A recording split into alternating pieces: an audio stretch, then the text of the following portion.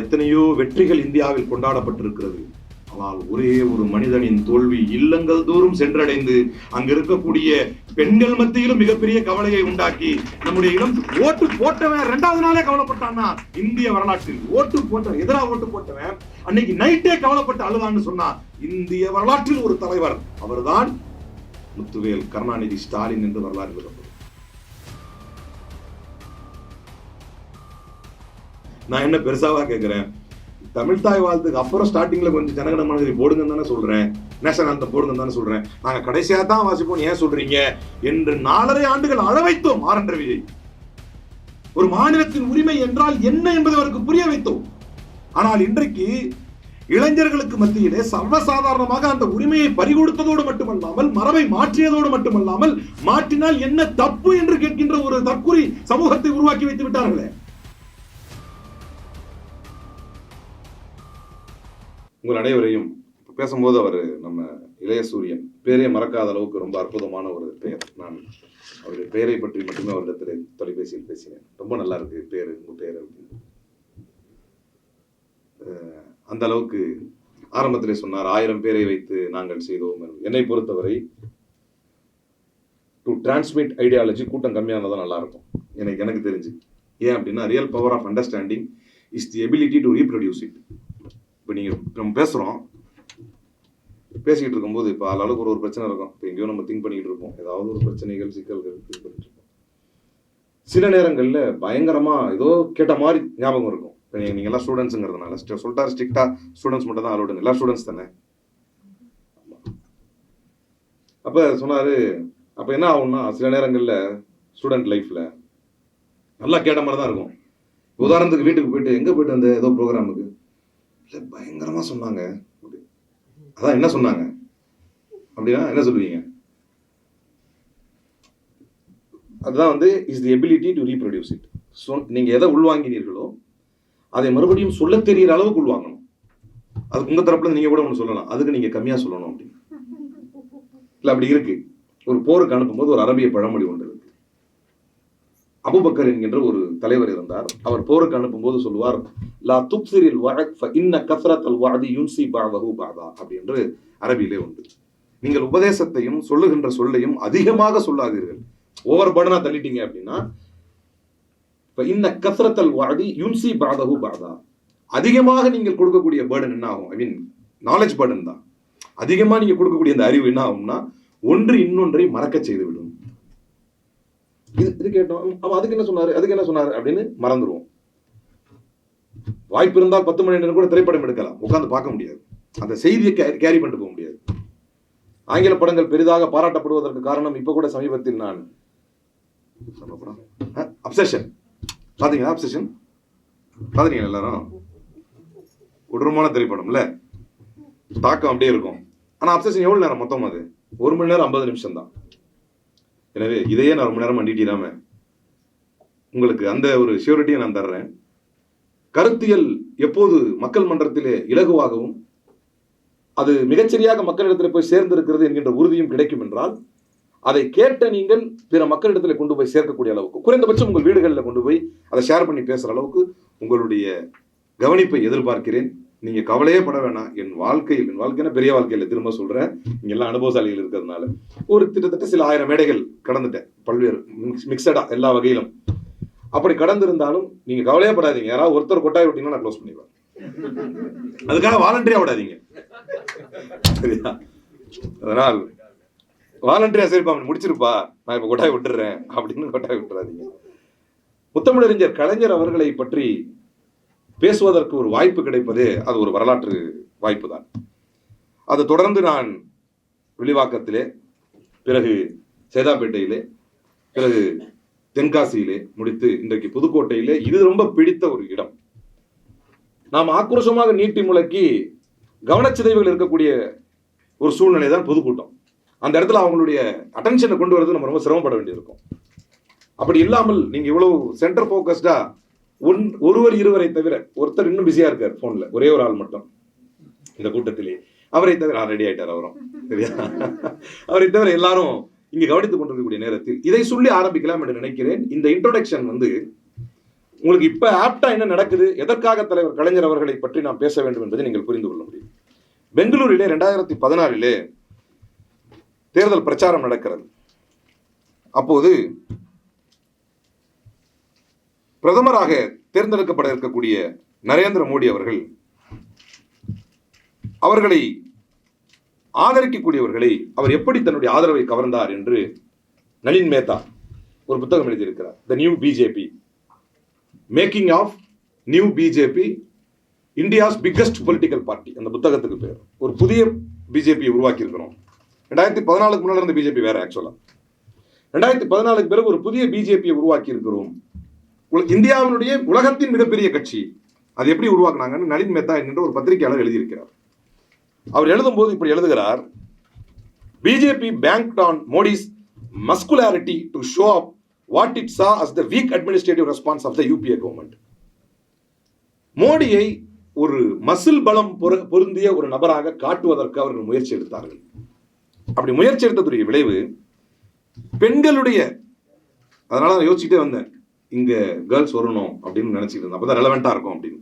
இப்பதான் நான் சொல்றது புரிய உணர்வு ரீதியா. பெண்களை கவர்வதற்காக மோடிக்கு சில பட்டங்களை கொடுத்தார்கள். மோடி ஒன்றும் பெண் பாதுகாவலர் கிடையாது. அவர் மேல உமன் ஹராஸ்மெண்ட்டுக்கு அவ்வளவு கேஸ் இருக்குது. பெண்களை கொன்றது, கொலை செய்தது, கற்பழிப்பு குற்றங்கள்லாம் நிறைய இருக்கு அவர் மேல. ஆனால் இருந்தாலும் அவரை எப்படி கொண்டு வந்தார்கள் என்றால் பாரத் மா கா ஷேர் என்று சொன்னார்கள். அதாவது பாரத தாயின் சிங்கம் என்று ஒரு பட்டத்தை கொடுத்தார்கள். ஹிந்து ஹிருதய சாம்ராட், அதாவது ஹிந்து உள்ளங்களின் ராஜா அப்படிங்கிற ஒரு பட்டத்தை கொடுத்தார்கள். ஒரு கட்டத்திற்கு மேல், இப்ப வரேன் கரெக்டா ஒரு ரெலவென்சிக்கு வரேன்.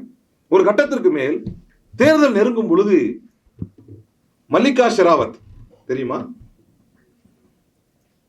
தெரியாது.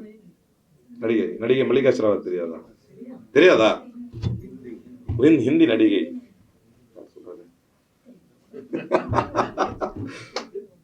மல்லிகா ஷெராவத் சொன்னார், மோடியை பற்றி சொன்னார். என்ன சொன்னார் அப்படின்னா, இந்தியாஸ் மோஸ்ட் எலிஜிபிள் பேச்சுலர் இன் 2014 என்று மல்லிகா ஷெராவத் சொன்னார். அதாவது அவர் சொல்லவில்லை, அவரை சொல்ல வைத்தார்கள். இந்தியாஸ் மோஸ்ட் எலிஜிபிள் பேச்சுலர் இன் 2014. அவர் பேச்சுலரும் அல்ல, அவர் மோஸ்ட் எலிஜிபிள் பேச்சுலரும் அல்ல. ஆனால் அப்படி அவர் பேச்சுலர், அவர் மனைவி தான் அவர் பேச்சுலரா இல்லையான்னு.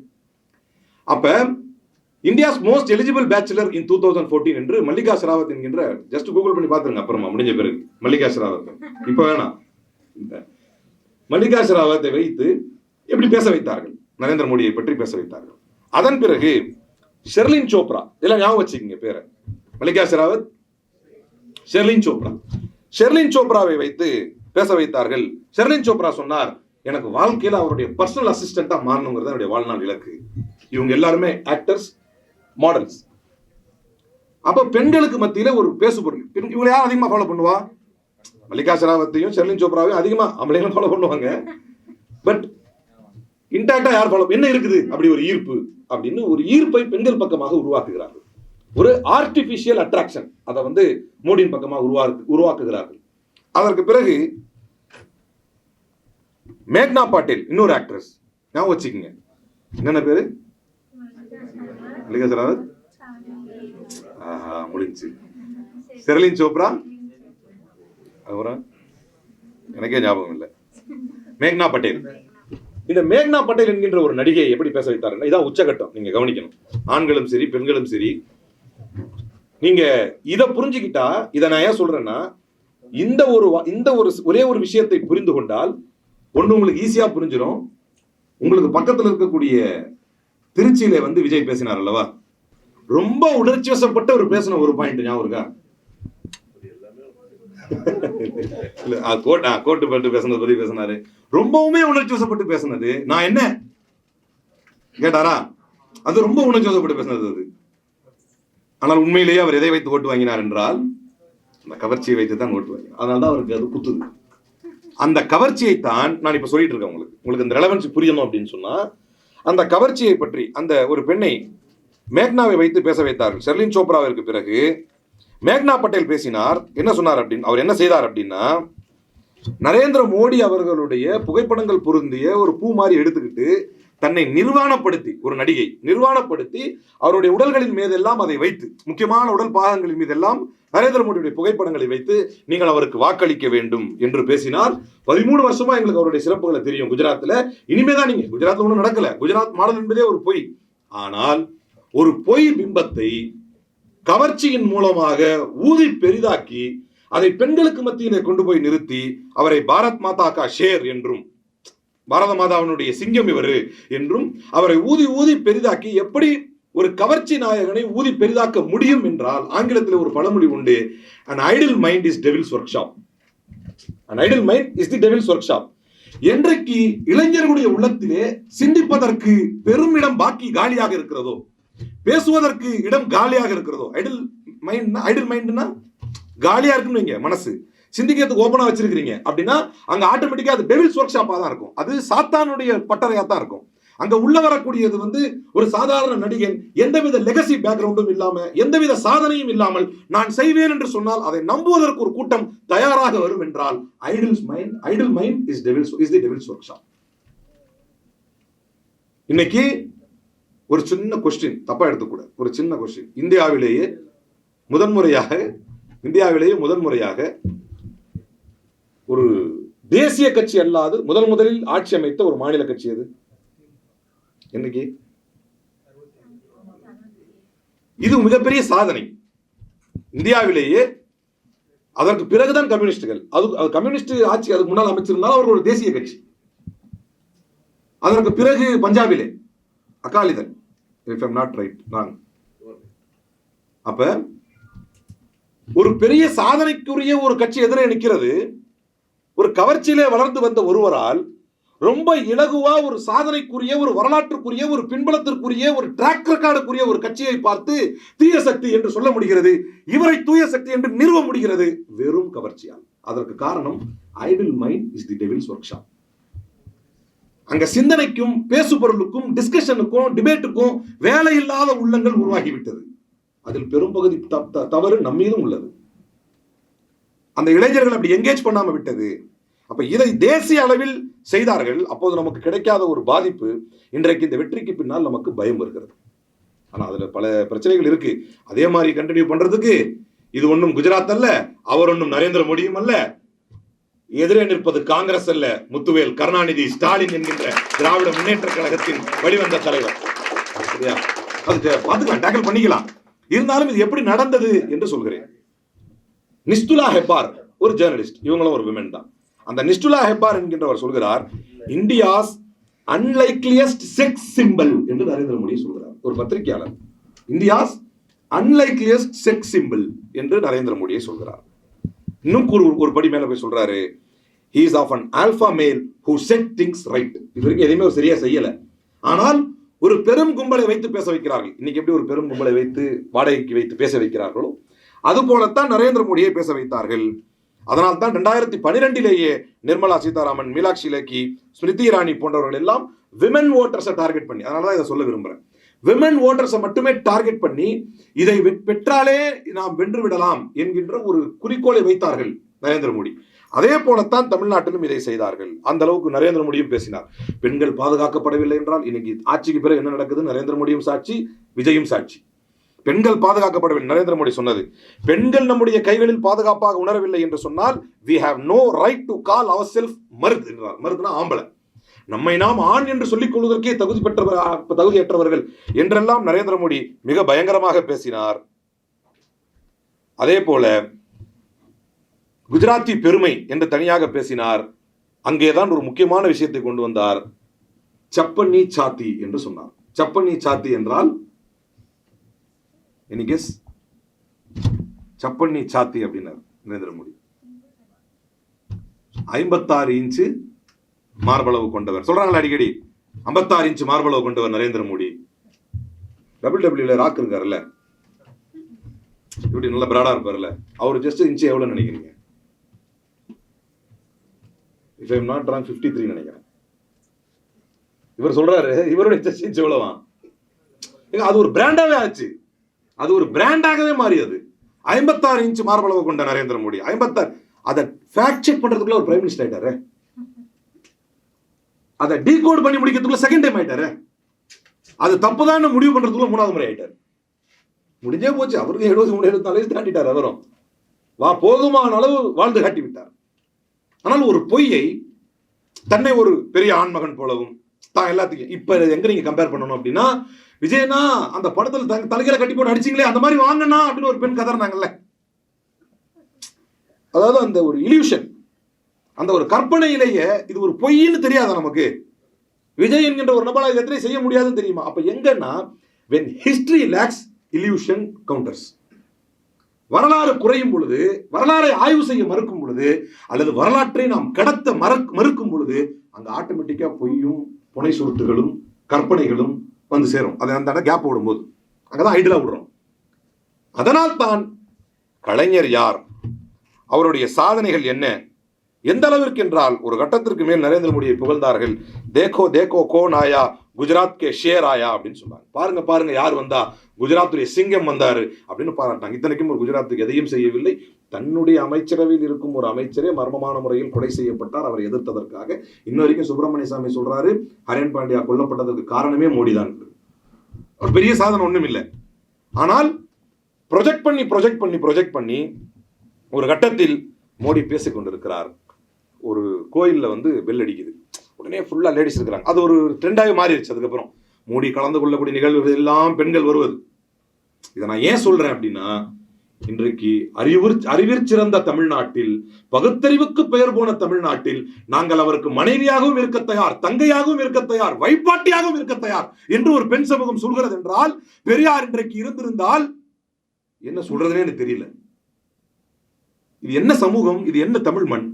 இந்த மண்ணில் தந்தை பெரியார் களமாடிய ஒரு மண்ணில் பெண் சமூகத்திற்காகவும் பெண் விடுதலைக்காகவும் எத்தனையோ புரட்சிகள். இப்ப எனக்கு பேசுறதுக்கு முன்னால அவர் மாணவர்களிலிருந்து ஐயா சொன்னாங்க, கரெக்டா, மன்னை சோழராஜன் சொன்னாங்க, பெண்களுக்கு முதல் முறையாக சொத்திலே குடும்ப அன்செஸ்ட்ரல் ப்ராப்பர்ட்டியில பெண்களுக்கு ப்ராப்பர்ட்டி ரைட்ஸ். இது சாதாரண விஷயம் கிடையாது. இன்னைக்கு கெத்தா போய் விஜய்க்கு ஓட்டு போட்ட பெண்களுக்கு கூட அவர்களுக்கு சொத்தில் பாதி பங்கு கொடுத்தவங்க அவங்க படிச்சு முடிச்சு ரீல்ஸ்ல இன்ஸ்டாகிராம் பார்க்குற அளவுக்கு அவங்களுக்கு ரெஷர் டைம் கிடைச்சது. அந்த சொத்தில் பாதி கொடுத்தாரு. நீங்க யோசிச்சு பாருங்க, எலக்டோரல் பாலிடிக்ஸை மையப்படுத்தியவராக ஒரு கால் கலைஞர் அவர்கள் இருந்திருந்தால் பெரும்பகுதி ஆண்கள் வாக்கு தனக்கு தவறி போகும் என்று பயந்து போயிருப்பார். இதான உண்மை. நீங்க நியாயமா யோசிச்சு, ஆம்பளை இவர் இருக்காங்க, இப்ப புரியாது. இது ஒரு லெவலுக்கு வரும்போது சொத்து பாக பிரிவினை வரணும். நீங்க பெண்கள் யோசிக்கணும். பெண்களுக்கு பங்கே இல்லைங்கிற மாதிரி வச்சிருந்தான் இந்து சக்சஷன் ஆக்ட்ல. அதை அமெண்ட் பண்ணி கொண்டு வரார், பெண்களுக்கும் பங்கு இருக்கு அப்படிங்கிறார். அப்ப என்ன ஆகும்? அது வரைக்கும் வீட்டுல இருந்த திராவிட முன்னேற்ற கழகத்தின் ஆளுக்கே என்ன தோணும் அப்படின்னா, ஏய் பாத்தியா, உங்க தலைவர் தான் எங்களுக்கு இது கொடுத்திருக்கிறாரு, இனிமே எங்களுக்கும் பங்கு இருக்கு அப்படின்னு பெண்கள் சவால் விட்டா அது யாருக்கு அஃபண்ட் ஆகும்?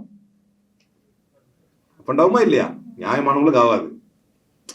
ஆனால் யதார்த்த சமூகத்தை சொல்கிறேன். ஆனால் எலக்டோரல் பாலிடிக்ஸை டார்கெட் பண்ணாம, ஏன்னா தன்னோட களமாடக்கூடியதில் பெண்களை விட அதிகமானவர்கள் தான் இருப்பாங்க. யதார்த்தம் அதுதான். ஆனால் தனக்கு ஆதரவு இல்லாவிட்டாலும் பரவாயில்லை, ஆண் சமூகம் தன்னை எதிர்த்தாலும் பரவாயில்லை. ஒரு பக்கம் தேர்தலுக்காக மையப்படுத்தக்கூடிய நரேந்திர மோடி போன்றவர்கள், இன்னொரு பக்கம் நாம் எப்படிப்பட்ட தலைவர்களை பார்க்கிறோம் என்றால், even if it affects our electoral roles in the electoral politics, we will stand for right what is right. எது சரியோ அதன் பக்கம் நிற்க வேண்டும் என்கின்ற ஒரு கொள்கை தலைவரைத்தான் நாம் பேச வருகிறோம். அதை பேச வேண்டிய காலகட்டமும் சூழலும் நான் உங்களுக்கு சொன்ன ஆரம்பத்துல, நீங்க இங்க பேசக்கூடிய செய்தியை பெண்களுக்காக முதன்முறையில் சொத்துரிமை தந்தவர் முத்தமிழறிஞர் கலைஞர் தான் என்பதை பேசு பொருள் மட்டுமல்ல, அது ஒரு புரட்சி பொருள் மட்டுமல்ல, அது குடும்பத்தினர் மட்டும் மத்தியிலே பேசக்கூடிய ஒரு பொருளாக மாற வேண்டும், விவாதிக்கப்படக்கூடிய ஒரு பொருளாக மாற வேண்டும். அதை கொண்டு போய் நீங்க பேசணும். இங்க புதிதாக கேட்டவர் இருக்கலாம், ஏற்கனவே கேட்டவர் இருக்கலாம். ஆனால் எப்பேற்பட்ட சூழ்நிலையில் அது தரப்பட்டது? பேக் டு 1970s சூழ்நிலை யோசிச்சு பாருங்க. இன்னைக்கே பெண்களை மட்டகரமாகவும் பெண்களுக்கு உரிமை தராமலும் பெண்களை இழிவுபடுத்தக்கூடிய விதத்திலும் பேசக்கூடியவர்கள் இருக்கிறார்கள், இருக்கத்தான் செய்யறாங்க. அப்படிப்பட்ட ஒரு காலகட்டத்தில் இன்னைக்கே இருக்கும்போது 1970களில் இருந்த காலச்சூழலில் சமூகத்தில் பெண்களுக்கான சொத்துரிமையை சட்டமாக்கி நிலைநிறுத்தி காட்டி அதை நடைமுறைப்படுத்தியதுடைய விளைவுதான் இன்றைக்கு இத்தனை பெண்கள், அதையும் அதே டிராவிடியன் மாடல் கவர்னன்ஸில் தான் இந்தியா முழுக்க பணிக்கு செல்லக்கூடிய பெண்களுடைய எண்ணிக்கை 34 என்றால் தமிழ்நாட்டில் மட்டும் அதனுடைய ஆவரேஜ் 42 வைத்திருக்கக்கூடிய டிராவிடியன் மாடல் கவர்னன்ஸ் சாதித்ததற்கு காரணம். ஏன்னா இன்னைக்கு நிறைய சீமான் ஸ்பீச் எல்லாம் கேட்டீங்க, இன்னைக்கே எடுப்பு இப்படி உடச்சிருவாங்க. அப்படியே உடைச்சிருவார். அப்படி அப்படி பறந்து ஜம்ப் பண்ணி அதை பிடிப்பேன், இதை இன்னைக்கே உடைச்சு இப்படி போட்டுருவார். படிப்படியாக படிப்படியாக இந்த சமூக நிலைகளை அன்னைக்கு யோசிச்சு பாருங்க. 70s பெண்களுக்கு சொத்துரிமை இல்லை என்றால் கரெக்டா சொல்லணும்னா இன்னைக்கு விஜய் சிஎம் இல்லை. புரியுதா உங்களுக்கு? கரெக்டா சொன்னா அன்னைக்கு பெண்களுக்கு சொத்துரிமை இல்லை என்றால் எப்படி நீங்க உட்காந்து போன வச்சு இன்ஸ்டாகிராம் நோண்டிட்டு வந்திருப்பீங்க? It's a small comparison. அப்ப அது போல பெண்களை மையப்படுத்தி நரேந்திர மோடி ஒரு கோயிலில் பேசிக் கொண்டிருக்கிறார். அப்ப பேசும் பொழுது பெல் அடிக்கிறார், அந்த ஆர்த்தி எடுக்கிற பெல் அடிக்கிறாங்க. அப்ப நரேந்திர மோடி சொல்கிறார், நிறுத்திவிட்டு சொல்கிறார், मेरी माताओं और बहनों, मंदिर में आरती शुरू हो गई है, इसका इंतजार करते हैं. உடனே அந்த பெண்கள் அங்க ஆர்த்தி ஸ்டார்ட் ஆயிடுச்சு, நம்ம உடனே அமைதியா இருக்கணும் அப்படின்னு லட்சக்கணக்கான மக்கள் திரண்டிருந்த கூட்டத்தில் சொல்கிறார். பின் டிராப் சைலன்ஸ் வருது அந்த கூட்டத்தில். அப்படியே அவர்களை கவருகிறார் அந்த. இத்தனைக்கும் பெர்ஃபார்மன்ஸ்ல ட்ராக் ஒண்ணுமே இல்லை. அடிக்கடி என்கிட்ட கேட்பாங்க, நிறைய பேர் கேட்கும்போது நான் சொன்னேன், நீங்க எதுவும் விஜய் அண்டர் எஸ்டிமேட் பண்ணிட்டீங்களான்னு. இல்லை, எங்கள் தலைவர் விஜய் அண்டர் எஸ்டிமேட் செய்யவில்லை, இந்த மக்களை தான் ஓவர் எஸ்டிமேட் செய்து விட்டார் அப்படி. ஏன்னா விஜய் நம்ம அண்டர் எஸ்டிமேட் பண்றது எங்க இருக்கு, என்ன இருக்கும் எஸ்டிமேட் பண்றது? ஒண்ணுமே இல்லையே. எஸ்டிமேஷன் எப்ப பண்ணலாம்? ஏதாவது இருந்தா எஸ்டிமேட் பண்ணலாம், ஒண்ணுமே இல்லாத எதுக்கு எஸ்டிமேட் பண்ணணும்? ஆனால் பப்ளிக் என்ன ஓவர் எஸ்டிமேட் பண்ணிட்டாருன்னா, public will think about the delivery, public will think about the performance. எனக்கு நான் இந்த உரிமை தொகை கொடுத்த பெண்கள் என்னை எனக்கு வாக்களிப்பார்கள், கலைஞர் உரிமை விடியல் பயணத்தில் சென்ற பெண்கள் எனக்கு வாக்களிப்பார்கள் என்று பப்ளிக் ஓவர் எஸ்டிமேட் பண்ணிட்டோம். அதெல்லாம் இருக்கட்டும், நாங்க விஜயை நான் தான் போடுவோம் என்று போய் போட்டார்கள். அப்படி போட்டவர்களால் தான் தேசிய அளவில் நரேந்திர மோடிக்கு போட்டவரால் தான் எப்படி பாதிக்கப்பட்டது என்பதை உங்களுக்கு சொல்லிக் கொண்டிருக்கிறேன். எந்தவித பர்ஃபார்மன்ஸும் இல்லாம எப்படி அவர் இதற்கு வந்தார் அப்படின்னு. எந்த அளவுக்கு என்றால், லாஸ்டா இந்த பாயிண்ட் மட்டும் சொல்லிட்டு நான் முத்தமிழர் கலைஞருடைய வரலாற்றுக்குள் வந்து விடுகிறேன். 2007 அவர் சொன்னார், எந்த அளவுக்குன்னா, சமையலுக்கு போற பெண்களாக நீங்கள் இருந்தால் கூட, இதெல்லாம் கேட்கறதுக்கு கம்பேர் பண்ணி பார்க்கணும் தான் நான் சொல்றேன். சமையலுக்கு போகக்கூடிய பெண்களே பேசுறார் நரேந்திர மோடி, சமையலுக்கு போகக்கூடிய பெண்களே உங்களை சொல்கிறேன், பெஹனோ பெஹலே நமோ ஃபிர் ஜமோ அப்படின்னாரு. பெஹலே நமோ, சும்மா சொல்லுங்க, நீங்க எவ்வளவு தெரியல எனக்கு. பெஹலே நமோ ஃபிர் ஜமோ அப்படின்னாரு. பெஹலே நமோ, நமோ யாரு? நரேந்திர மோடி. பெஹலே நமோ ஃபிர் ஜமோ அப்படின்னாரு. முதல்ல நரேந்திர மோடி ஓட்டு போடுங்க, அதுக்கப்புறம் வீட்டுக்கு போய் சமைச்சுக்கங்க. இது மக்கள்கிட்ட ரீச் ஆச்சு. இதை பேச ஆரம்பிச்சாங்க எல்லாரும். இதே மாதிரி நம்ம சொன்னாரா இல்லையா? என்ன சொன்னாரு? காலையில எந்திரிச்சு குளிக்காம கொள்ளாம பேண்ட் சட்டையை மாட்டிட்டு நடந்துச்சா இல்லையா? விசில் கோலம் போடுறாரு. அறிவியல் சிறந்த சமூகம் அதை யோசிக்காதா? இதுல என்னடா இருக்கு? விசில் கோலம் ஏன் பண்ணணும்? யாராவது கேட்டாங்களா? தந்தை பெரியார் புரட்சி செய்த மண்ணிலே, அறிஞர் அண்ணா ஆட்சி செய்த மண்ணிலே, முத்தமிழ் அறிஞர் கலைஞர் கழகம் செய்த மண்ணிலே, முத்துவேல் கருணாநிதி ஸ்டாலின் தொடர் ஆட்சி செய்த இந்த மண்ணிலே எதுக்குடா இப்படி பகுத்தறிவுக்கு எதிராக எங்களை பேச செய்ய வைக்கிற அப்படின்னு யாராவது ஒருத்தர் கேள்வி கேட்டாங்களா? இல்ல. அதற்குத்தான் இது போன்ற கருத்தரங்கங்கள் முக்கியத்துவத்தை பெறுகிறது. இது போன்ற கருத்தரங்கங்களில் பேசுவதற்கு நமக்கு மகிழ்ச்சியாகவும் இருக்கிறது. இன்னைக்கு நேற்று சட்டமன்றத்திலே ரெலவன்சியோட ஒரு செய்தியை சொல்ல வேண்டும் என்று சொன்னால், நேற்றைய சட்டமன்றத்திலே, அதுக்கு முன்னால சட்டமன்றம் தொடங்கிய நேரத்தில் அருண்ராஜ் பேசினார். அமைச்சர் சொன்னார் வெளியே வந்து,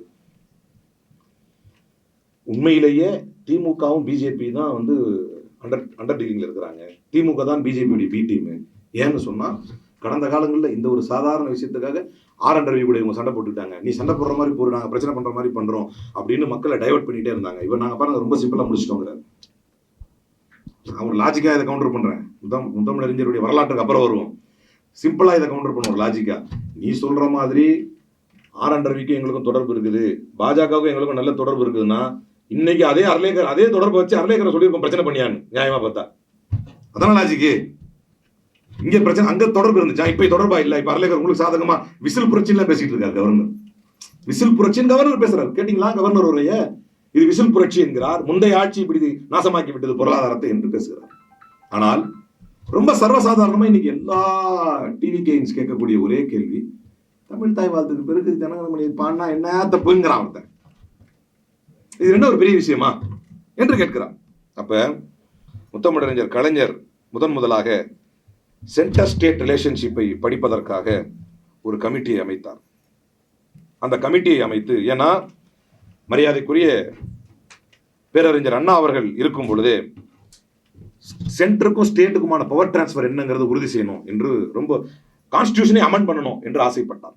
அதற்கு பின்னர் 1969 முத்தமிழறிஞர் கலைஞர் பிரஸை சந்தித்து இன்றைக்கு முதலமைச்சருக்கு எது ஆகாதோ அதை செய்தார். 1969 முத்தமிழறிஞர் கலைஞர் பிரஸை சந்தித்து சொன்னார், நான் ஒரு கமிட்டி அமைக்கப் போகிறேன், எக்ஸ்பர்ட் கமிட்டி. அது எதுக்கு அப்படின்னு சொன்னா, to study centre state relations.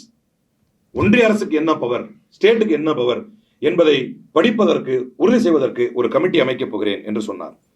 அதன் மூலமாக ராஜமன்னார் கமிட்டி என்று ஒன்று அமைத்தார். ராஜமன்னார் கமிட்டி 3 பேர் கொண்ட கமிட்டி, அவருடைய தலைமை ராஜமன்னார் என்பவருடைய தலைமையிலே ராஜமன்னார் கமிட்டியை அமைத்து அந்த கமிட்டியின் மூலமாக இந்திரா காந்திக்கு 3 கடிதங்கள் எழுதினார். இதெல்லாம் வரலாறு.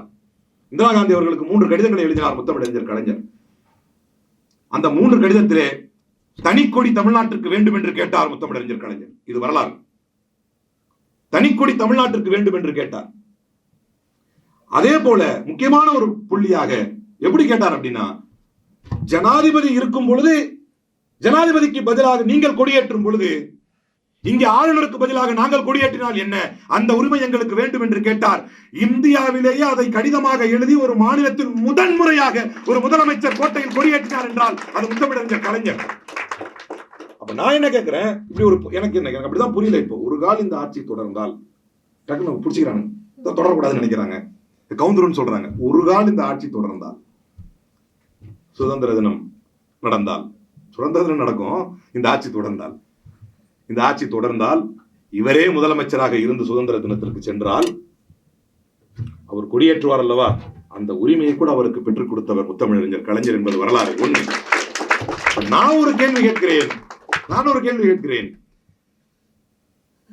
ஏத்துறது கை தானே, அவர் கவர்னர், நம்ம சிஎம் தானே, அவர் ஏத்தனா என்ன நான் ஏத்தனா என்ன விட்டு கொடுத்துருவீங்களா? ஒரு விஷயம் தொடர்ந்து செய்யப்படுகிறது ஒரு மரபு என்றால் அது அவர் செய்யக்கூடாது, அதை நான் தான் செய்வேன் என்று கிளர்ச்சி செய்து அந்த மரபை உடைத்து, தொடர்ந்து செய்யப்பட்ட ஒரு மரபை உடைத்து ஒருவன் பெறுகிறான் என்றால் அதற்கு பேர் உரிமை. அது பெறப்பட்ட உரிமையை அவரு இதுக்கப்புறம் தமிழ் ஆர்.என். ரவி பேசுனதை கேளுங்க. சட்டமன்றத்தில் நின்று பேசினார். நான் என்ன பெருசாவா கேட்கிறேன், ஆர்.என். ரவி பாவமா இருந்துச்சு கேட்கும்போது, நான் என்ன பெருசாவா கேட்கிறேன், தமிழ் தாய் வாழ்த்துக்கு அப்புறம் ஸ்டார்டிங்ல கொஞ்சம் ஜனகணமன போடுங்கன்னு தானே சொல்றேன், நேஷனல் ஆந்தம் போடுங்கன்னு தானே சொல்றேன், நாங்க கடைசியா தான் வாசிப்போம் ஏன் சொல்றீங்க என்று 4.5 ஆண்டுகள் அழ வைத்தோம் ஆர்.என். ரவியை. ஒரு மாநிலத்தின் உரிமை என்றால் என்ன என்பதை அவருக்கு புரிய வைத்தோம்.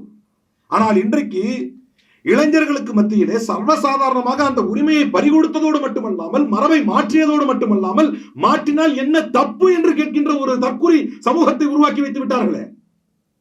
அதற்கு காரணம், வரலாற்றில் எதன் பின்னணியில் இது போன்ற உரிமைகள் நமக்கு பெறப்பட்டது என்பதை ஆய்வு செய்ய அல்லது இந்த இளம் சமூகத்தில் கொண்டு போய் சேர்க்க நாம் தவறிவிட்டோம் என்பதுதான் யதார்த்தம். இவ்வளவு சிரமத்திற்கு பின்னால், கஷ்டங்களுக்கு பின்னால் உருவாக்கப்பட்டதுதான் இந்த உரிமைகள். எந்த அளவுக்குன்னா, அந்த ராஜமன்னார் கமிட்டியின் அடிப்படையிலே இந்த பெடரல் கான்ஸ்டிடியூஷன்ல ஒரு இன்டர் ஸ்டேட் கவுன்சிலை உருவாக்க வேண்டும் என்று சொன்னார் கலைஞர். ராஜமன்னார் கமிட்டியின் அறிக்கையின் அடிப்படையில் ஒரு இன்டர்ஸ்டேட் கவுன்சில் உருவாக்கணும், அதுல சீஃப் மினிஸ்டர்ஸ் எல்லாமே இருக்கணும், பிரைம் மினிஸ்டர் அதுக்கு சேர்மனா இருந்துக்கிட்டோம், ஆனா அந்த கவுன்சில்ல எல்லா ஸ்டேட்டுடைய சீஃப் மினிஸ்டர்ஸ் இருக்கணும். எதுக்கு? To the appointment of governors.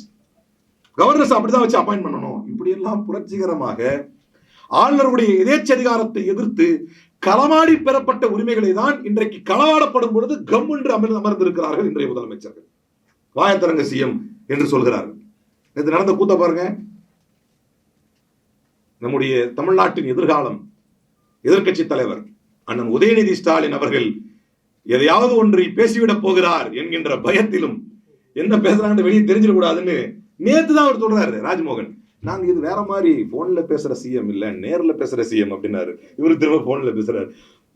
வீட்டுக்கு வாடகை கூட நாளைக்கு என்ன செய்ய போறேன்னு தெரியல அப்படின்றாரு. அப்புறம் பார்த்தா சொந்த வீடு பெருசா கோடிக்கணக்கில் வச்சிருக்காரு, அபிடேவிட்ல டெக்ளேர் பண்ணிருக்காரு. நீங்க இப்பதான் சிஎம் ஆக போறீங்க, அதனால உடனே இந்த பிரச்சனை பண்ணக்கூடாதுன்னு எங்களை சொன்னாங்க, இல்லைன்னா நாங்க தமிழ் தாய் வாழ்த்து 3ஆவதா விட்டுருக்க மாட்டோம். உடனே அடுத்து நடக்குது தற்காலிக சபாநாயகர் நியமனத்துல, அதுலயும் தமிழ் தாய் வாழ்த்து 3ஆவதா போடுறாங்க. அதான் அமைச்சரே, வாழ்க்கையில ஒரு முறையாவது உண்மையை பேசி பழகுங்கள். லைவ் நிறுத்த மாட்டோம்னா நிறுத்திட்டான் லைவ். என்ன இவங்க குறை சொல்லி வந்தது என்ன அப்படின்னா, எதிர்கட்சிகள் பேசும்போது நீங்க வீடியோவை காட்டுறது இல்ல, லைவ ஸ்டாப் பண்ணிடுறீங்க, இதை சொன்னாங்க. இன்னைக்கு மொத்தமாவே ஸ்டாப் பண்ணிட்டான். அதுக்கு காரணம், தான் உணர்வதையும் மக்கள் பார்க்க கூடாது, எதிரில் இருந்து எதிர்கட்சி தலைவர் பேசுவதையும் மக்கள் பார்க்க கூடாது என்று முடிவு செய்து விட்டார்கள். என்றால் முதலாக பிற்படுத்தப்பட்ட சமூகங்களுக்கு Sattanathan commission, AN Sattanathan commission என்று கமிஷனை அமைத்து backward classes in education institutions, கல்வி இதுலயே கல்வி இன்ஸ்டிடியூஷன்ஸ்ல, எஜுகேஷன் இன்ஸ்டிடியூஷன்ல, கவர்மெண்ட் எம்ப்ளாய்மெண்ட்ல அதுவரை 25% இருந்த பிற்படுத்தப்பட்டவர்களுடைய இடஒதுக்கீட்டை 31% உயர்த்தியவர் கலைஞர்.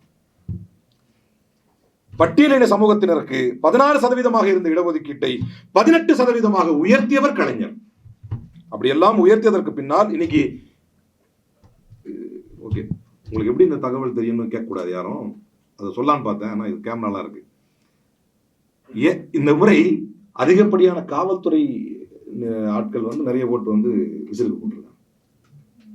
ஆனால் இதே காவல்துறையினருக்கு ஆர்ஏ கோபாலசாமி அவர் கொடுத்த ரெக்கமெண்டேஷன்ஸ் அடிப்படையில் பேஸ்கேல், போலீஸ்மேனுக்கு இருக்கக்கூடிய பேஸ்கேலை வந்து ரிவைஸ் பண்ணி அந்த ரிப்போர்ட்டை எடுத்து போலீஸ் கமிஷன் அமைத்து முதலாக meritorious service of police personnel வந்து நல்ல மெரிட்டோரியஸா சர்வீஸ் பண்றாங்க அப்படின்னா அவர்களுக்கு ஆண்டுதோறும் அவார்டுகளை கொடுக்கக்கூடிய பழக்கத்தை முதன்முறையாக தமிழகத்திலே கொண்டு வந்தவரே முத்தமிழறிஞர் கலைஞர்.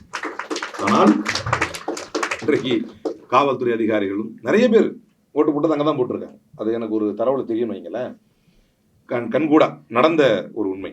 அதே மாதிரி செகண்ட் பே கமிஷனை இம்ப்ளிமெண்ட் பண்ணி கவர்மெண்ட் எம்ப்ளாயீஸுக்கு வந்து அவர்களை இன்க்ளூட் பண்ணி, அதே போல கான்ஃபிடென்ஷியல் ரிப்போர்ட் சிஸ்டம்னு ஒன்று இருந்துச்சு இதற்கு முன்னால். கான்ஃபிடென்ஷியல்னா என்ன?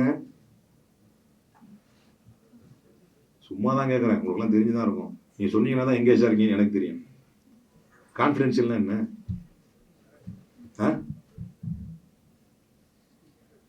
திரும்ப தான் நாங்களாம் இந்த ஜும்மா பயானுக்கு போவோம், ஒரு பாட்டுக்கு பேசிட்டே இருப்பார். சில பேர் என்ன செய்வாங்கன்னா தலையை கீழே குனிஞ்சு நம்ம என்ன நினைச்சிட்டு இருப்போம், அவரு சீரியஸா கேட்டுட்டு இருக்காரு அப்படின்னு நினைப்போம். எழுதி விட்டாதான் தெரியும் அவர் சிந்தனை பண்ணிட்டு இருக்காரு அப்படிங்கிறது. எங்க விட்ட கான்பிடென்ஷியல் ரிப்போர்ட் சிஸ்டம் ஒன்று இருந்துச்சு அரசுல. ஒருவரை பழிவாங்குவதற்கும் ஒருவரை வந்து காரணமே இல்லாமல் அவருடைய பேரை இன்க்ரீஸ் பண்ணாம இருக்கிறதுக்கும் உங்கள்கிட்ட ஒரு கான்பிடென்ஷியல் ரிப்போர்ட் சிஸ்டம் வந்துச்சுன்னு சொல்லலாம். உங்களுக்கு இது கேட்கும்போது சாதாரணமா இருக்கும். கான்பிடென்ஷியல் ரிப்போர்ட் வந்திருக்கு, ஒரு ரகசிய ரிப்போர்ட் வந்திருக்கு மேல அப்படின்னு. இதை எதற்காக முற்காலங்களில் பயன்படுத்தினார்கள் என்றால், சாதிய ரீதியாகவும் மத ரீதியாகவும் ஒருவரை ஒடுக்குவதற்கு. உனக்கு கிடையாது, ஏன் எனக்கு மட்டும் அநியாயம் பண்றீங்க? கான்பிடென்ஷியல் ரிப்போர்ட் வந்திருக்குது. கவர்மெண்ட் எம்ப்ளாயிஸ்ட கான்பிடென்ஷியல் ரிப்போர்ட் வந்திருக்கிறது என்று சொல்லி அவர்களை சாதி ரீதியாகவும் மத ரீதியாகவும் இன ரீதியாகவும் ஒடுக்கப்பட்டு விடக்கூடாது, அவர்களுடைய உரிமைகள் மறுக்கப்பட்டு விடக்கூடாது என்பதற்காக கான்பிடென்ஷியல் ரிப்போர்ட் சிஸ்டத்தை ஒழித்து காட்டிய புரட்சியாளர் முத்தமிழறிஞர் கலைஞர் வரலாற்று. அதே மாதிரி ஷெட்யூல் காஸ்ட் ஷெட்யூல் ட்ரைபில் இருக்கக்கூடிய மாணவர்களுக்கு தமிழ்நாடு அட்மினிஸ்ட்ரேட்டிவ் ரிப்போர்ட் 1969 75 எடுத்து நீங்கள் பார்ப்பீர்கள். ஆனால் தமிழ்நாடு ஸ்டேட் அட்மினிஸ்ட்ரேஷன் ரிப்போர்ட், இதெல்லாம் நான் சொல்லிட்டு இருக்கிறது சீமான் சொல்வதை போல கற்பனை கதைகள் அல்ல. நீங்க கன்ஃபார்ம் பண்ணி பார்க்கணும்னா இல்லாம போறது. ஏன்னா அடிக்கடி சொல்ல வேண்டியிருக்கு. இன்னைக்கு நிறைய பேர் நினைக்கிறார்கள் விஜய் ஆபத்தானவர் என்று. Let me make it very clear. விஜயை விட 1000 மடங்கு ஆபத்தானவர் சீமான் என்பதை நீங்கள் புரிந்து கொள்ள வேண்டும். இது யதார்த்தமான உண்மை. ஏன்னா விஜயாவது இப்ப டக்குன்னு இழந்துட்டாலும் ஒண்ணும் கிடையாது சொல்றதுக்கு. ஆனால் ஒரு தவறான சித்தாந்தத்தை, கருத்தியலை மக்கள் மன்றத்தில் என்னை கேட்டால், இவ்வளவு செய்திருக்கக்கூடிய திராவிடத்தின் மீது இளைஞர்களுக்கு ஓரளவு வெறுப்பை வந்ததற்கு காரணமே பொய்யான பல கற்பனை புழுகு மூட்டைகளை இந்த திராவிடத்துக்கு எதிராக வீசினார் சீமான். அதை சரியான நேரத்தில் நாம் எதிர்கொள்ள தவறிவிட்டோமோ என்கிற கவலை எனக்கு இருக்கிறது. அதை கத்திட்டு போறோம் அப்படின்னு விட்டாங்களோ என்னமோன்னு ஒரு கவலை இருக்குது. ஆனால் ஐயா சுபவி போன்றவர்கள் எல்லாம் அதுக்கு வந்து சாட்டை எடுத்து சுழட்டியவர்கள். எனக்கு தெரிஞ்ச தமிழ்நாட்டில் சீமானுக்கு எதிராக நம்முடைய முன்னாள் அமைச்சர் வந்து சீரெடுத்துக் கொண்டு சென்றாலும் அவருக்கு அவர் உறவினராக இருக்கலாம். என் இனத்திற்கும் என் கொள்கைக்கும் என்றைக்குமே சீமான் எதிரிதான் என்று சொன்னவர் தான் ஐயா சுபவி அவர்கள். அது நம்மளும் உறுதியா இருக்கிறோம். எனவே எதுக்காக சொன்னேன்?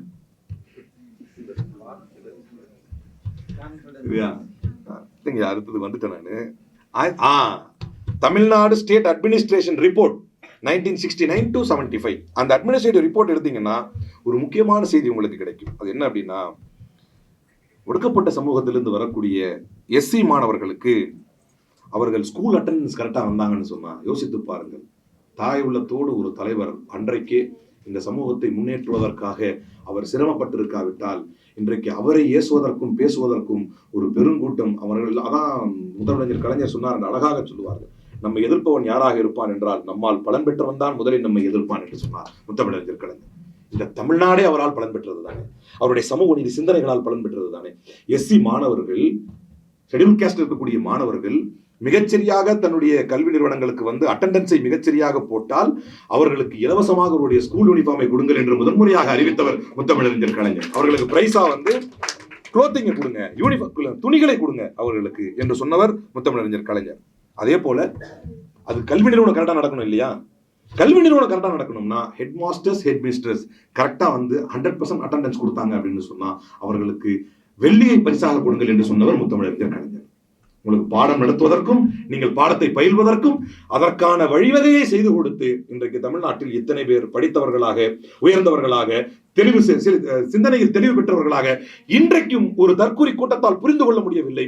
எங்கிருந்துதான் வர்றார்கள் இந்த ஜென்சி என்ற ஒரு கும்பல், எங்கிருந்து வருது, எங்கிருந்து இவர்கள் கிளம்பி வருகிறார்கள், எங்கிருந்து இந்த ஆதரவு வருகிறது என்று திணறி போய் நிற்கிறார்கள். ஏனென்றால் அந்த பக்கம் இருக்கக்கூடிய கூட்டம் முழுக்க முழுக்க முழுக்க முழுக்க திரைக்கவர்ச்சிக்காக கவர்ந்த கூட்டம். அவர்களால் சொல்வதற்கு என்று ஒற்றை சாதனை கிடையாது, அவர்கள் எடுத்து காட்டுவதற்கு என்று ஒற்றை வரி கொள்கை ரீதியாக கிடையாது, எதுவுமே கிடையாது. முழுக்க முழுக்க கவர்ச்சி கூட்டிட்டான். இவன் எதற்கு யாருமே இல்லையே, எந்த கவர்ச்சியும் இல்லையே, எப்படி கவர்ச்சிகரமான பேச்சு இல்லையே, எதுவுமே இல்லாம இவ்வளவு பெரிய குடும்பம் கூடுகிறதே, குடும்பம் குடும்பமாக கூடுகிறார்களே, இளைஞர்கள் இவ்வளவு பேர் கூடுகிறார்களே, ஒன்றே ஒன்றுதான், முத்தமிழ் அறிஞர் கலைஞரின் மூலமாக கல்வியை பெற்று தன் சமூகத்தை தன் குடும்பத்தை வளர்த்து உன்னத சமூகமாக உருவாக்கியவர்கள் அவருடைய நன்றி உணர்வோடு கூடுகிறார்கள்.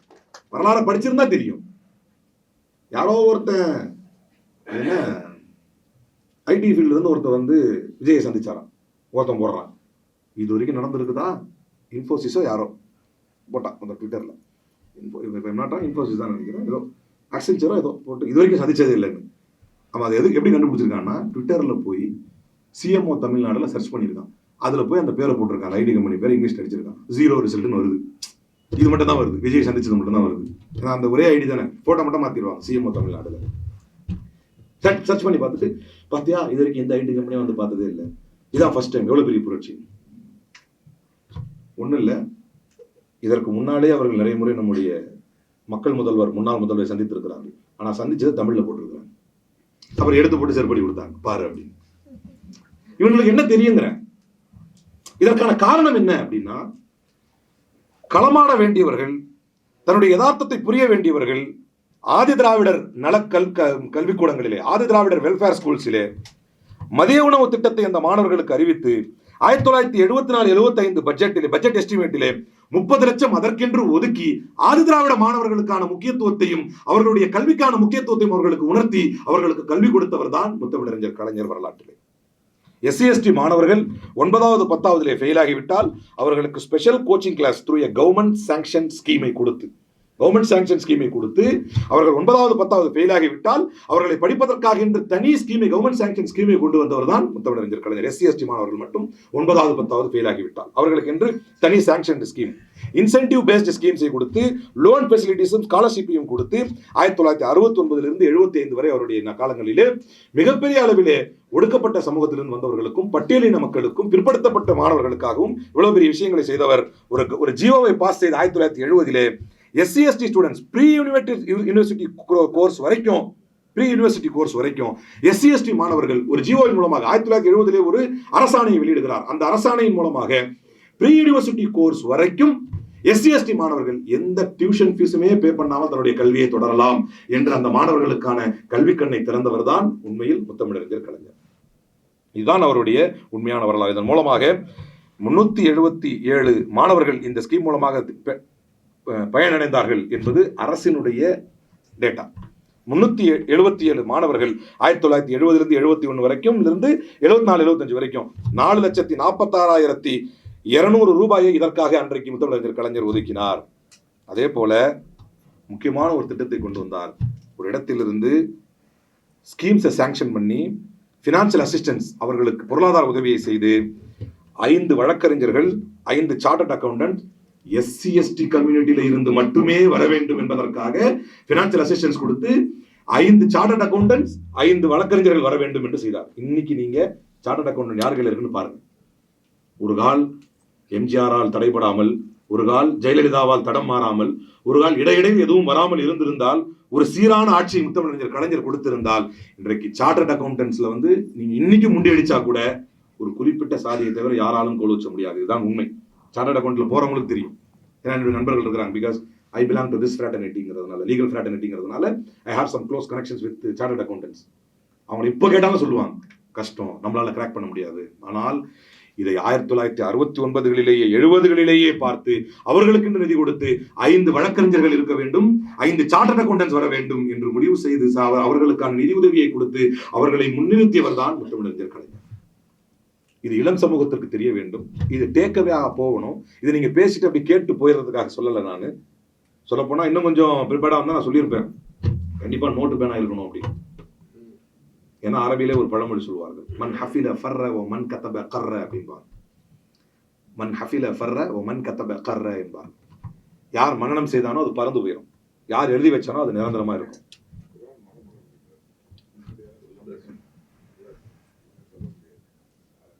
இல்ல நான் அரபிக் எக்ஸ்பர்ட், நான் ஆலிமா. we do have an office in UAE. UAE நம்மளுக்கு தனியா சட்ட அலுவலகம் இருக்கு, நம்மளுடைய ஓன் லீகல் கன்சல்டன்சி இருக்கு UAE.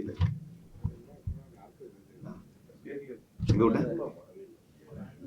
UAE கன்சல்டன்சியா எங்க விட்ட? நீங்க மனநம் எழுதணும், நீங்க அடுத்த தலைமுறை உருவாகணும். இன்னைக்கு ஒரு சூழ்நிலை ஜென்சி கெஞ்சி வர வேண்டிய சூழ்நிலை எதுக்கு உண்டாச்சுன்னா இடையில ஒரு சின்ன கேப் விட்டோம், இடையில எங்கேயோ விட்டுட்டோம், தான் உண்மை. இப்ப அதை இட்டு நிரப்ப வேண்டும் என்று சொன்னால் இன்றைக்கே புத்தகங்களை படிப்பதற்கும் நம்முடைய நாம் ஏற்றிருக்கக்கூடிய கொள்கை தலைவர்களுடைய வரலாற்றை படிப்பதற்கும் மட்டுமல்ல, அதை கொண்டு போய் சேர்க்கக்கூடிய பிரச்சார பீரங்கிகளாக மாறணும், பிரச்சார பீரங்கிகளாக மாறணும். அறிஞர் அண்ணா இருந்தார் என்றால், முத்தமிழறிஞர் கலைஞர் இருந்தார்னு சொன்னா டோனை பார்த்தீங்கன்னா கூட ஒரே மாதிரி இருக்கும், மிமிக்ரி பண்ற மாதிரி இருக்கும் கிட்டத்தட்ட. அந்த அளவுக்கு தலைவர்களுடைய கருத்துக்களை உள்வாங்கினார்கள் என்ற அர்த்தம். இன்னைக்கு கெட்ட கட்சி தான். ஆனா உதாரணமா எடுத்துட்டீங்கன்னா சீமான் கட்சியில் எடுத்துக்கிட்டீங்கன்னா சீமான் மாதிரியே மிமிக்ரி பண்ணுவாங்க இருக்கிற எல்லாருமே. பாத்தீங்கன்னா இல்லையா? பாத்தீங்கன்னா இப்படி இப்படின்னுவான், இது எல்லாமே யார் இப்படின்னுவான், அப்புறம் இப்படின்னுவான், பாத்திருக்கீங்களா இப்படின்னுவான், எது ஸ்டைல்னே தெரியாது அது. இது மாதிரி அப்புறம் திருப்பி சட்டை இப்படி மடிப்பானுங்க, திடீர்னு இப்படி மடிப்பானுங்க, வாடா ஏய் வாடா அப்படி இப்படின்னுவான். இதெல்லாம் யார் ஸ்டைல்னு பாத்தீங்கன்னா, இதெல்லாம் உருவாக்குனது யாருன்னு பாத்தீங்கன்னா, ஒரு கெட்ட உதாரணமாக இருந்தாலும் இந்த கேப் நம்ம விட்டோமா அவன் அப்படியே ஃபில் பண்ணி போயிட்டான். ஆனால் எப்படியோ ஒரு தப்பி பொழைச்சாச்சு. இன்னைக்கு தமிழ்நாடு முழுக்க எத்தனையோ வெற்றிகள் இந்தியாவில் கொண்டாடப்பட்டிருக்கிறது. ஆனால் ஒரே ஒரு மனிதனின் தோல்வி இல்லங்கள் தோறும் சென்றடைந்து அங்க இருக்கக்கூடிய பெண்கள் மத்தியிலும் மிகப்பெரிய கவலையை உண்டாக்கி நம்முடைய இடம் ஓட்டு போட்டவன் 2வது நாளே கவலைப்பட்டான்னா இந்திய வரலாற்றில் எதிராக ஓட்டு போட்டவன் அன்னைக்கு நைட்டே கவலைப்பட்டு அழுதான்னு சொன்னா இந்திய வரலாற்றில் ஒரு தலைவர், அவர்தான் முத்துவேல் கருணாநிதி ஸ்டாலின் என்று வரலாறு எழுதப்படும். சரி, ஓகே, அது வரைக்கும் சந்தோஷம். ரெகுலேட் பண்ணிட்டல, அன்னைக்கு நைட்டே ரெகுலேட் பண்ணோம். மதுரைக்கு போறேன், இந்த நிகழ்ச்சி முடிச்சுட்டு திருச்செந்தூர், நம்ம சார் தான், நம்ம அனிதா ராதாகிருஷ்ணன் சார், திருச்செந்தூர் தானே சார், திருச்செந்தூர் முடிச்சுட்டு போகும்போது எப்படியாவது நீங்க மீட் பண்ணிட்டு தான் போகணும். நம்ம தம்பி வழக்கறிஞர்கள் கொஞ்சம் பேர் மதுரையில் இருக்காங்க. நாங்க நின்று பேசுறேன், அந்த தம்பி சொல்றாப்புல, அண்ணே அவ்வளவு என்னன்னே எங்க அம்மாவே ஓட்டு போட்டுருச்சு விஜய்க்கு அப்படின்னு. அப்ப நான் அடுத்த பாயிண்ட் நான் கேட்டேன், ஏமா எப்படி போட்டேன் அப்படின்னு கேட்டேன். போடா, நான் ஒருத்தன் ஓட்டு போட்டு தான் விஜய் வந்துட்டானா, இந்த ஒரு இது. அதுக்கப்புறமா சொல்லி எனக்கு எப்படா தெரியும் ஸ்டாலின் தோப்பாருன்னு. அவங்களுக்கு அந்த விவரம் கிடையாது, அவங்க குளத்தூர் வாக்காளர் கிடையாது, இருந்தாலும் எனக்கு எப்படா தெரியும் ஸ்டாலின் தோப்பாருன்னு அப்படின்னு. ஆனா எங்கோ ஒரு இடத்தில் நாம் கவனத்தை சிதற விட்டோம். அது எங்கென்று சொன்னால், நம்முடைய தலைவர்களுடைய வரலாற்றை படிப்பதிலும், அவர்கள் இந்த தமிழ் மண்ணுக்கு செய்த தியாகங்களை நினைவு கூறுவதிலும், அதை கொண்டு போய் மக்களுக்கு சேர்ப்பதிலும். அப்ப இப்ப நீங்கள் கேட்ட ஒவ்வொரு செய்தியும் தலையிலே மிக தெளிவாக அது பதிவாக வேண்டும். முத்தமிழறிஞர் கலைஞர் என்ன சாதனை செய்து விட்டார். ஏன்னா நான் அன்றைக்கு ஒரு மக்கள் மன்றத்தில் பேசும்போது ஒரு நாம் தமிழர் வந்து வந்தார். படிப்படியாக தாங்க அது இலவசத்தை நோக்கி போக முடியும்.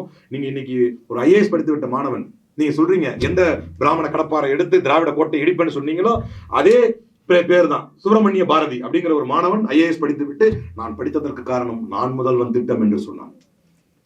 எனக்கு முதல்ல 5000 கொடுத்தாங்க, அப்புறம் 7500 ரூபாய் கொடுத்தாங்க, அதுக்கப்புறம் நான் பாஸ் பண்ண பிறகு எனக்கு 25000, நான் 50000 ரூபாய் கொடுத்தாங்க, அது இல்லைன்னா என்னால படிச்சிருக்க முடியாதுன்னு சொன்னான். படிப்படியாக ஏன்னா இடையில ஆட்சி மாறிட்டு தானே இருக்குது, அவங்கவுங்க திட்டங்களை மாத்திட்டு தானே இருக்கிறாங்க. இப்படி படிப்படியாக கொண்டு வந்தார். ஒரு ரிப்போர்ட்டை எடுத்து போட்டு ஃப்ரண்ட் லைன் மேகசின் எழுதுகிறது முத்தமிழறிஞர் கலைஞரை பற்றி. ஃப்ரண்ட் லைன் மேகசின் சொல்கிறது, ஹரிஜன் வெல்ஃபேருக்காக டிபார்ட்மெண்ட் ஆஃப் ஹரிஜன் வெல்ஃபேரின் படி, according to department of Harijan welfare, the number of training centres from SC/ST students for Tamil Nadu public service commission examinations TNPSC எக்ஸாமினேஷன்ஸுக்காக SC/ST மாணவர்களுக்கான ட்ரைனிங் சென்டர், ஹரிஜன் வெல்ஃபேர் டிபார்ட்மெண்டின் தகவலின்படி ஃப்ரண்ட்லைன் எழுதுகிறது, SC/ST மாணவர்களுக்கான TNPSC எக்ஸாமினேஷன்ஸுக்கான ட்ரைனிங் சென்டர்ஸ் 1966 இருந்து 67 வரைக்கும் வெறும் 4 எண்ணிக்கையில் இருந்த ட்ரைனிங் சென்டர்ஸை அந்த மக்களுக்காக, அந்த மக்களின் முன்னேற்றத்திற்காக முத்தமிழறிஞர் கலைஞர் 73-74 காலகட்டத்தில் மட்டும் 4ஆக இருந்ததை 30 ட்ரைனிங் சென்டர்களாக மாற்றி காட்டி வரலாறு படைத்தார். இதுதான் கலைஞருடைய கல்வி புரட்சி. முத்தமிழறிஞர் கலைஞர் இந்த மண்ணிலே அதை விட ஹைலைட் என்ன அப்படின்னா, அகைன் ஃப்ரண்ட்லைன் எழுதியது, SC/ST மாணவர்கள் அந்த ஹரிஜன் ரிப்போர்ட்டின் படி SC/ST மாணவர்கள், தமிழ்நாட்டில் இருக்கும் SC/ST மாணவர்கள், அந்த வார்த்தையை சொல்ற பாருங்களேன், report of 2015 showing that SC and ST children from Tamil Nadu, SC/ST children from Tamil Nadu are likely to be underweight than children belonging to other backward classes and upper caste in states like Gujarat is a testament to the impact of targeted education-related reforms undertaken by the Karunanidhi-led government between 1969 and 1976. SC/ST மாணவர்கள், தமிழ்நாட்டில் இருக்கும் SC/ST மாணவர்களை கொண்டு போய் குஜராத்தில் இருக்கக்கூடிய other backward class மாணவர்களோடும் முன்னேறிய வகுப்பினருடைய மாணவர்களோடும் நீங்கள் ஒப்பிட்டு பார்த்தால் அந்த SC/ST மாணவர்களுடைய தரத்தை கருணாநிதி தன்னுடைய ஆட்சி காலத்தில் உயர்த்தி காட்டினார் என்று ஃப்ரண்ட்லைன் எழுதி காட்டுது. எப்படி உயர்த்த முடியும்?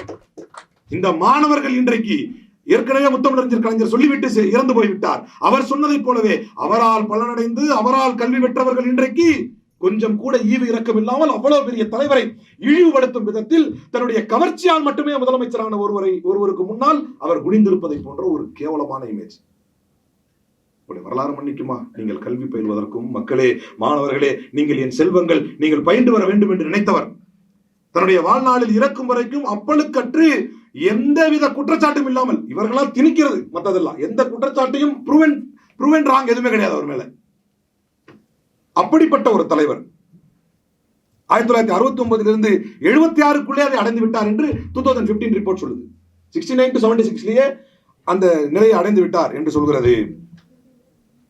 அதே போலத்தான் சுயமரியாதை மாநாடுகளை நடத்தி, நான் ஏற்கனவே சொன்னதை போல பெண்களுக்கும் சொத்திலே பங்குண்டு என்று சொல்லி பெரிய பிரச்சனையை உண்டாக்கினார். இதான் உண்மை. குடும்பங்களுக்குள் பிரச்சனையை உண்டாக்கினார். மக்கள் நிறைய பேர் எதிர்த்தார்கள் கூட அந்த காலகட்டத்தில். ஆனால் அதையெல்லாம் விடுத்து அதில் உறுதியாக இருந்து தன்னுடைய மாணவர்கள் படிப்பதற்கும், பெண்கள் சமூக நீதியின் பால் பயணிப்பதற்கும், அதே போல ப்ரெஃபரன்ஷியல் அப்பாயின்மெண்ட், இதை சொல்லி முடிச்சுக்கிறேன். உங்களுக்கு ஞாபகம் இருக்குன்னு நினைக்கிறேன். நான் சொன்ன ஒன்றும் ரொம்ப போயிட்டா அப்புறம் ஞாபகம் இருக்காது இல்லையா? அப்போ முடிக்கணுமா? Preferential appointments, state reservation for the schedule caste act in 2009 அதில் கொண்டு வந்தார். Special reservation of seats in education institution including private education institutions and of appointments of post in the service under the state within the reservation for schedule caste. ஒரு உள்ளொதுக்கீடு போல கொண்டு வந்து 2009 preferential அப்பாயின்மெண்ட்ஸை கொடுத்து தமிழ் மீடியத்தில் படித்த, நீங்க நிறைய பேரை பார்க்கலாம், ஆங்கிலம் பெருசா தெரியாத அரசு அலுவலர்கள் இருப்பாங்க. அவர்கள் எல்லாம் தமிழ் மீடியத்தில் படித்திருந்தாலும் ஒரே ஒரு 2 மினிட்ஸ் எப்படி இருந்தாலும் கவனம் எங்க போயிடும். கரெக்டா நல்லா கஷ்டப்பட்டு ஏதாவது கொண்டு வந்துட்டு இருப்போம், அந்த வாட்டர் கேன் கொடுப்பாங்க. தப்பு இல்லை, உங்களுக்கு பணி இருக்குது, முடிச்சிடலாம். ஒரு 2 மினிட்ஸ் தான், முடிச்சிட்டேன், வந்துட்டேன். அப்ப இதை நோவல் இன்னோவேஷன் என்று சொல்கிறது பத்திரிகை. நோவல் இன்னோவேஷன், தமிழ் மீடியத்துல படிச்சவங்களுக்கு பிரெஃபரன்ஷியல் அப்பாயின்மெண்ட், தமிழ் மீடியத்தில் படித்தவர்களுக்கு மட்டும் பிரெஃபரன்ஷியல் அப்பாயின்மெண்ட் என்று கொண்டு வந்தார் கலைஞர். அதன் மூலமாக state of person studied in Tamil medium act 2010 என்று கொண்டு வந்தார். அதே ஆண்டில் ஸ்காலர்ஷிப் ஸ்கீமை வந்து ஃபினான்சியல் இன்ஸ்டிடியூஷன் ஃபர்ஸ்ட் கிராஜுவேட்ஸ், முதல் பட்டதாரிகள், வீடுகளில் இருக்கக்கூடிய முதல் பட்டதாரிகளுக்கு ஸ்காலர்ஷிப் ஸ்கீமை கொண்டு வந்து கொடுத்தார் கலைஞர்.